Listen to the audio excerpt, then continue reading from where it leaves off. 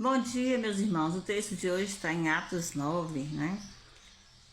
Acerca da história de Saulo, né?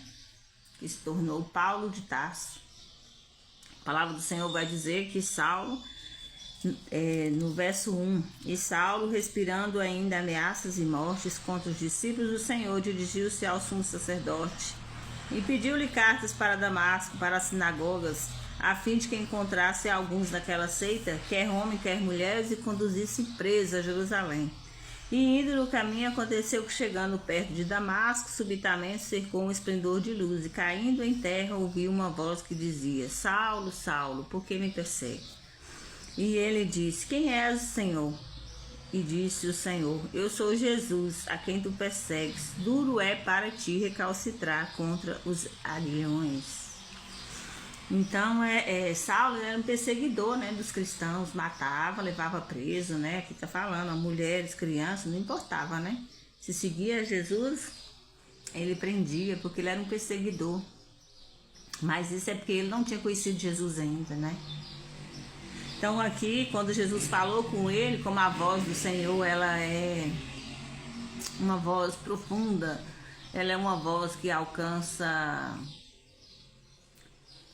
ultrapassa qualquer dimensão, ultrapassa tudo aquilo que você pensa que é, né?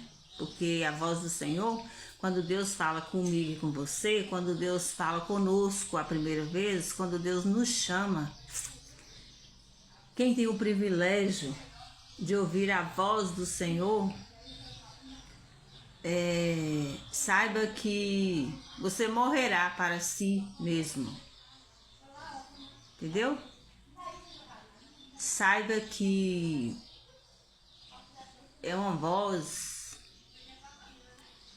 que você nunca ouviu, né? Quem nunca ouviu, quando ouvir, você vai ver que é diferente de tudo que você já viu, né? A voz do Senhor, pensa que Saulo, perseguidor, todo armado, já tinha matado, né? Milhões, vamos dizer assim, né? E talvez ele achava que ele era forte. Mas quando ele ouviu a voz do Senhor, ela é capaz... a voz do Senhor pode estar armada até os dentes. Pode estar armada até os dentes, cai por terra, cai no chão ali, ó. Né? A voz do Senhor ultrapassa, né? A nossa sabedoria, o nosso entendimento. Tudo que você já viu. Esquece tudo que você já viu. Quando você ouvir a voz do Senhor, não há nada que faça você retroceder, não há nada que faça você recuar, não há nada que faça você falar, não estou ouvindo, porque ela corta você. Na verdade, te abate, né? Te abate completamente, a voz do Senhor. Então, Saulo, ouvindo essa voz do Senhor, e não teve como Saulo fazer nada. Ele só caiu de joelhos no chão e pronto. E o Senhor já deixou ele cego, né? E como a voz do Senhor, não tem nada que você possa fazer, tipo, é dominante, né? A voz do Senhor, ela é dominante sobre você, sua alma. Qualquer outra voz, né? É dominante. A voz do Senhor, ela é dominante sobre qualquer outra voz. Então, Saulo se prostrou, ficou cego há alguns dias, né? E graças a Deus tinha Ananias, que era profeta do Senhor. O Senhor enviou ele lá, porque Deus usa os profetas dele, né? Para falar com outros profetas, né? E a palavra vai dizer que quando Ananias chegou lá, Saulo estava orando, né? Eu creio que Ananias ficou surpreso, né? Um matador de cristão tá prostrado orando, né? É isso o efeito que a voz de Deus faz sobre mim e sobre você, né? Coloca qualquer um de joelho, né? A palavra do Senhor vai dizer, né? Que todo joelho se dobrará. Realmente, todo joelho vai se dobrar mesmo, né? Eu creio em nome de Jesus que vai chegar esse tempo que Deus vai falar, porque em Atos também vai dizer, né? Que Deus falará, dar sonhos e visões, né? Para jovens, velhos, crianças, né? E, enfim, Ananias ouviu a voz do Senhor. Amém. Glória a Deus que Ananias ouviu a voz do Senhor e foi lá falar com Saulo, né? E ó, pra você ver que bênção, né? Quando foi para chamar Saulo, né? Que agora é Paulo de Tarso, o próprio Jesus falou com ele, né? Mas para tirar a cegueira dos olhos dele, né? Deus usou o profeta Ananias. Porque Deus gosta de usar as pessoas, né? Deus gosta de usar seus profetas, né? Se ele te chamou para algo, né? Com certeza ele vai te usar para abençoar alguém, para levar uma palavra para alguém, né? Olha que maravilha. Então Deus foi lá e falou com Ananias, né? Sabia que Ananias estava lá, né? Orando também, né? Esperando Deus usá-lo, né? E Deus falou: agora é sua oportunidade, vai lá. Fala para Saulo, né? Tira as escamas dos olhos dele, né? Conversa vocês dois, né? Dois profetas juntos, né? Vão os dois falar do amor de Deus, né? Não é bacana isso? Eu gosto. Eu gosto quando eu encontro alguém que está no mesmo espírito. Eu gosto quando eu encontro alguém que fala assim. Eu falo, eu sonhei algo da parte de Deus. A pessoa, eu também, irmã. Sonhei algo da parte de Deus. Deus falou comigo sobre tal palavra. Você acredita? Eu também. Deus falou comigo também sobre essa palavra, né? Então é maravilhoso. Às vezes é chato, né? Às vezes você ouve assim, muitas pessoas, né, falam coisas que Deus não falou. Isso é chato, eu não gosto, né? Eu não gosto, né? Eu acho bom você falar o que Deus realmente está mandando, né?